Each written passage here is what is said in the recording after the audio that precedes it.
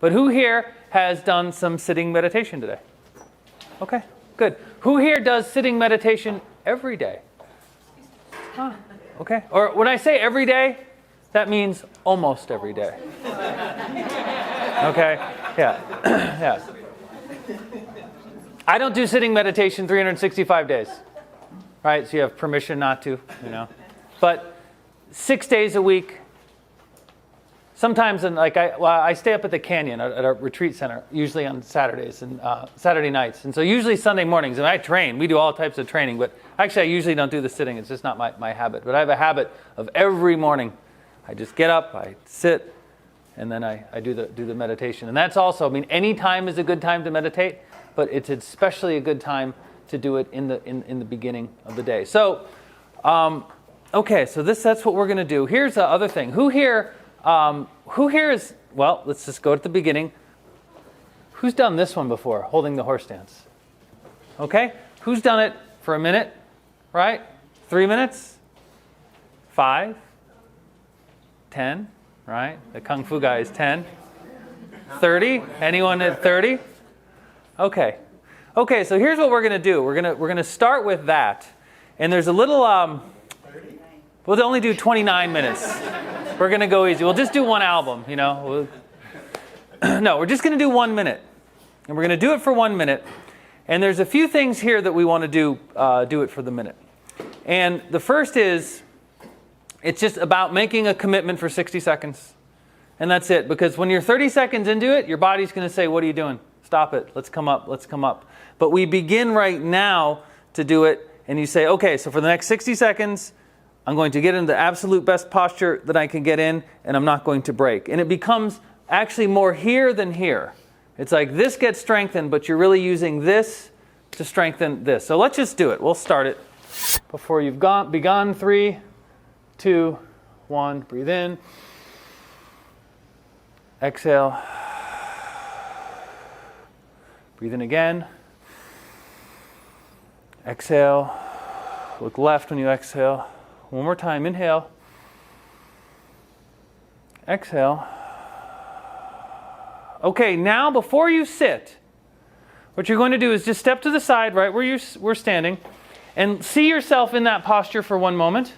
Just see it. Now, see yourself in the best and the lowest posture you can get into, and see it so perfectly that you feel it in your body. But you can't get into it right now. So drop in, get your butt low, your back as straight as you can, shoulders dropped, feel the hands stretching, feel even the breath without breathing deep, feel like you're breathing deep. So you feel it burn, and you feel it in your nervous system. Okay, good. Come back down and have a seat. And so what was that for at the end? When you finish something, if you just take a moment and see it in your mind, like really see it. Think of it as like creating a shadow. And so what happens is then when you go do something else, it still lives. Like, so right now you're still doing the posture. Now, if you want to think of it as a shadow, that's fine. If you want to think of it as subconscious mind, that's fine. Whatever visualization works for you. But what's now going to happen when I see you tomorrow, you will have practiced this for 24 hours. For real. It's like a really great way of getting a lot done. It's like you split yourself. Yeah, let them practice. It's right. You say, hey, get down lower. What do you call that, horse stance? As you have a latte, And do that. It's like you build that habit. Who's already doing that? A bunch of you I showed a long time ago. Yeah. It's a really amazing thing. And so with any skill set that you learn, at the end of it, when you're done with it, you just take a moment and you create. It's like you create rhythm. The analogy I like to use is like throwing a ball in space. So that you just create it so it just keeps going. It just keeps going. And there's a picture. We're going to do that in meditation in a moment. But there's a famous picture of one Buddha in the middle and 13 Buddhas around. Has anyone seen that? Sometimes you'll see it as statues. Sometimes as a picture. You'll see it. It's all over the place in many variations. And that's the teaching. So Buddha meditates, and then when he meditates, he gets up to meditate here, but he's still meditating there. And then Buddha goes to here and meditates, but he's still meditating there. And so it's like 10,000 Buddhas.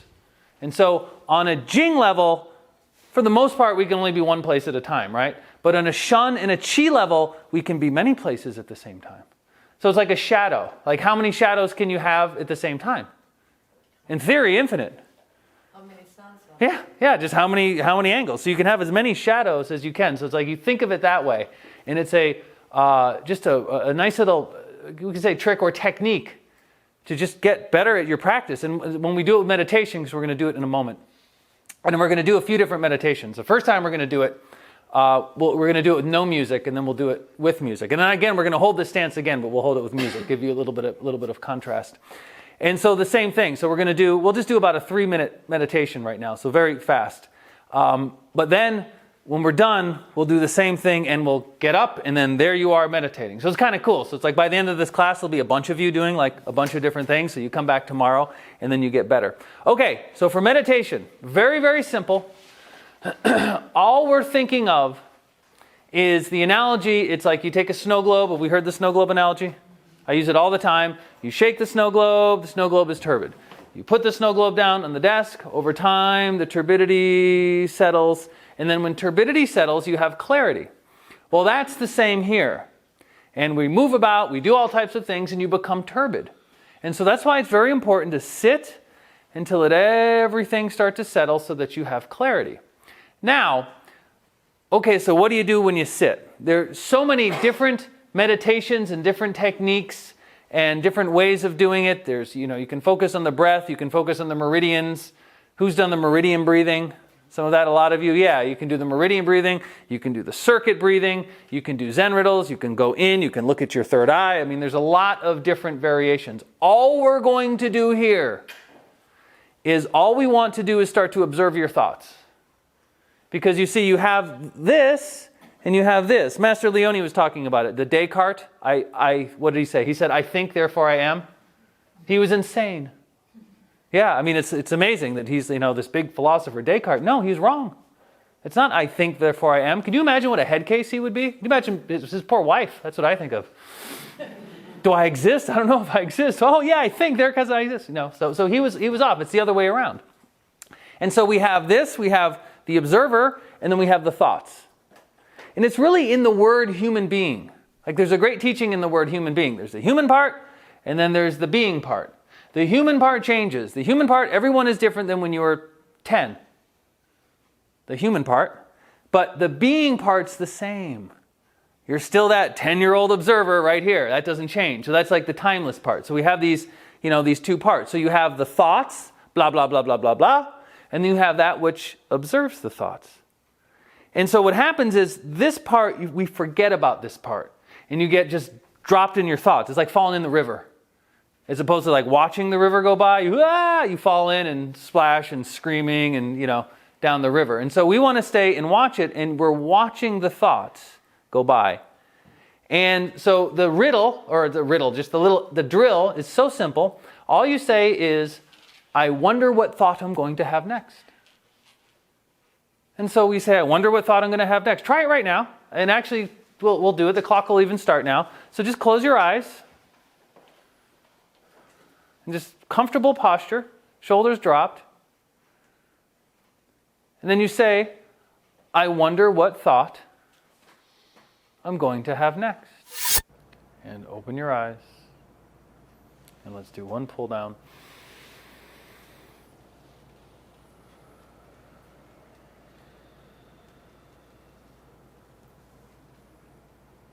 Okay, how do we do? I wonder what thought I'm going to have next. And then what that teaching does, it's to create a little bit of space in between your thoughts. Because what it does is it like forces you to look at it. Then usually what happens, you say, I wonder what thought I'm going to have next. And you have a moment of space. And then you start having thoughts. Hey, what am I going to have for dinner tonight? What's the thing? Oh, I heard a cough. Oh, I heard the AC. Oh, blah, blah, blah, blah. And this just starts going. Usually. Waiting for them. That's good. Well, if you just sit. Where are they? Yeah. Good. I didn't have a thought either. Just thinking about what my next. Yeah. There is such a power in that. And it's like that little, there's a bunch of little Zen riddles like that. I don't know if you know it's a riddle. It's a Zen exercise. So we don't get attached to the exercise. That's one exercise. You just find one that works for you. But if you can have like the off switch here, I mean, a lot of suffering comes from this. It's just the blah, blah, blah, blah, blah. I think it was, did anyone read the book 10% Happier? Okay. That was a fun read. It was a read, you're not going to learn anything about meditation in that book, but it's one person's journey, a skeptic's journey, like a highly intellectual news reporter. I think the guy from ABC or someone, it's like his journey into meditation. That was interesting. But I thought the best part of the book was he calls it the asshole that lives inside his head. It's a very mean person that lives inside of there.